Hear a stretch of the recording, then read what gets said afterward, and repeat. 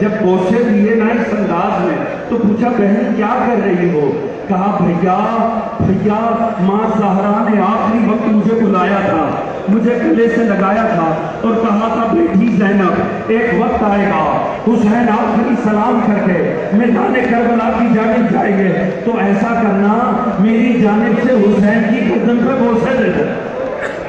यही हक है मजलूम को रोने का, सदाएं बुलंद करें, ऐसे रोए जैसे रोने का हक है और इत्मीनान से रोए। जिसने खड़े होकर रोना वो खड़े होकर रो ले, जिसने बैठ कर रोना वो बैठ के रो ले, मगर मुझे मसाइल पढ़ने दें, ऐसे सुने जैसे सुनने का हक है। बैठ के सुनो तसल्ली और इत्मीनान से, ज़ियारत तभी आएगी जब मसाइल कामिल हो। हजूर जब ये काम कहा ना, एक मरतबा मजलूम करबला ने कहा बहन ज़ैनब मुझे भी इजाजत है काम करने? कहा हाँ भैया करो।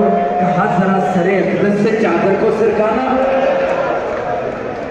एक मरतबा चादर को सरकाया, मजलूम आगे बढ़े, सरे अक़दस के बोसे लेने शुरू। कहा जरा हाथ मेरे हाथों में दो, हाथों के बोसे शुरू हुए। कहा भैया इस अंदाज में क्यों प्यार कर रहे हो?